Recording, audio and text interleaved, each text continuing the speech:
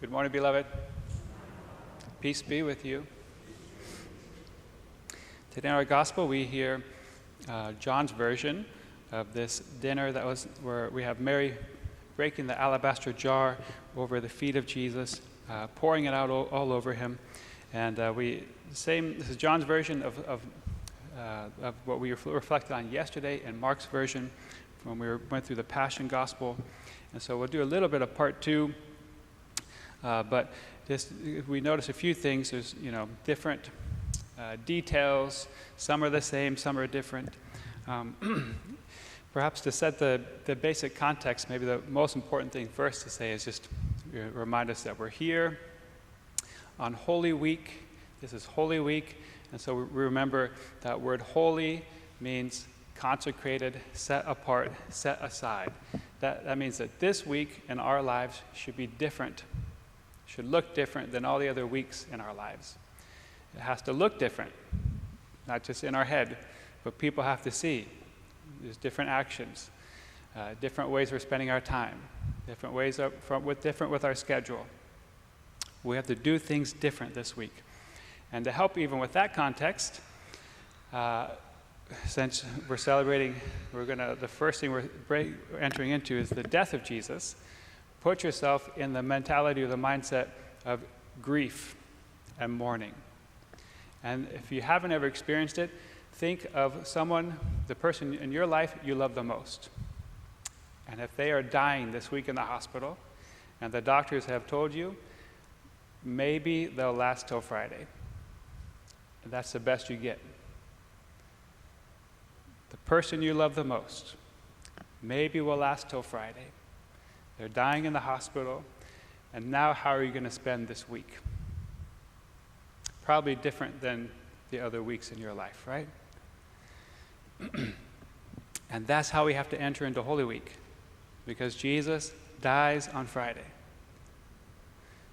And when that reality hits you with somebody you love, nothing else in life matters. Your work does not matter. Whatever was on your calendar does not matter. Even your own bodily desires and hungers do not matter. It kind of fades away because the one you love is dying. The one you've been living your life for is dying in the hospital. And there's nothing you can do about it. The only thing you can do is be there. And that's where we want to be with Jesus this week. We want to be there with him. Mary is showing us today in this gospel the beginning of how to be there. And so this week has to be a holy week, a week that's consecrated, that's set apart. It's different than the other weeks that we celebrate in the year. And the world has to see it. Faith is personal, but it is not private. There's nothing private about faith. The world has to see that this week is different for us. They have to see it. And let them go crazy. And let them say, like the disciples did yesterday in the gospel, what are you doing? You're wasting your time. What, you're not watching March Madness? You're wasting this week. Jesus already died and rose from the dead 2,000 years ago. What are you doing? This doesn't make any difference in your life? Of course, it makes all the difference in our life.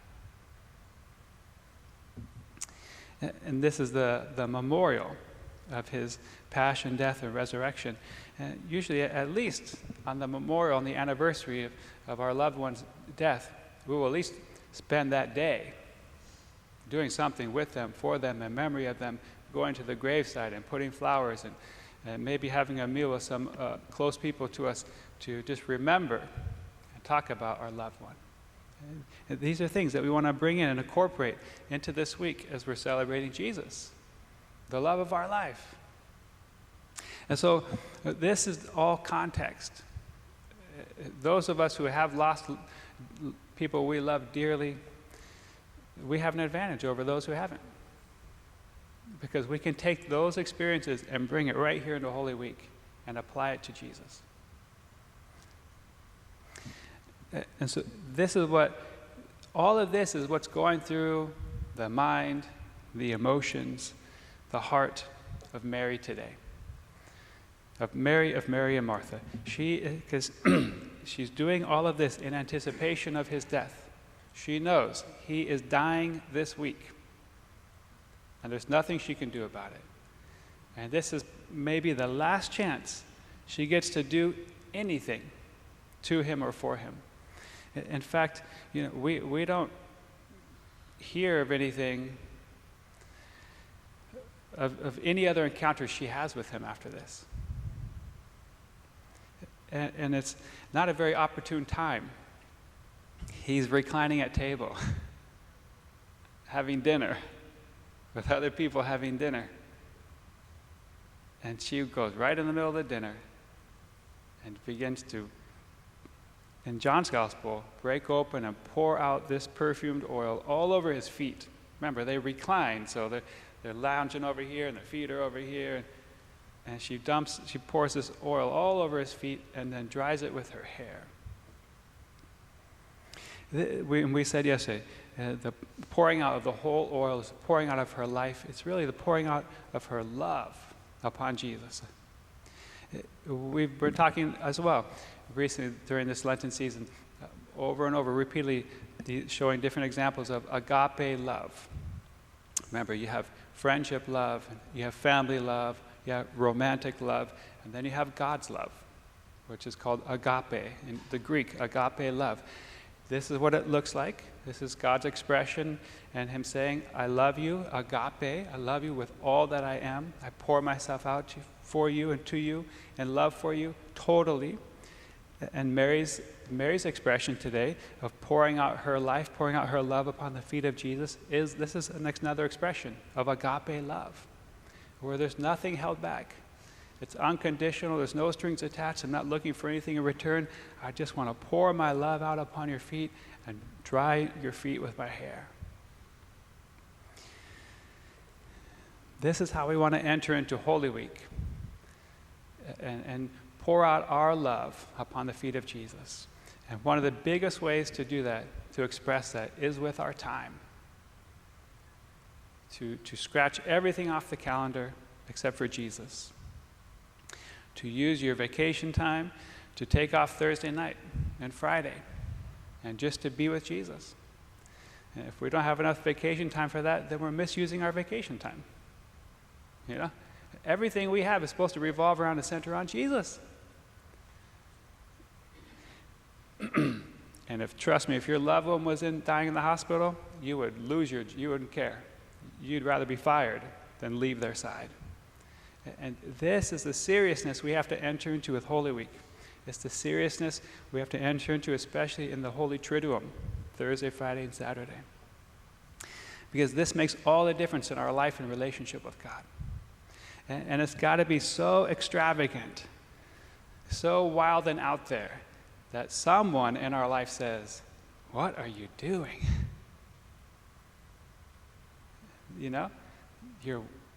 What a waste.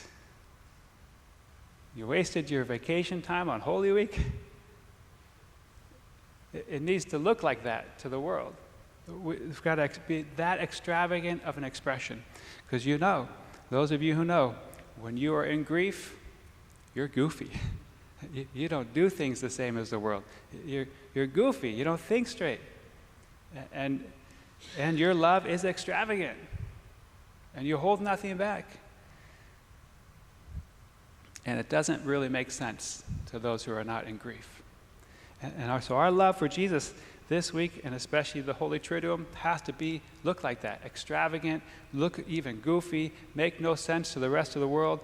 But to those who love Jesus like you, it makes perfect sense. And they'll be right there with you. And that's how we want to pour out our love, and as agape style for Jesus today.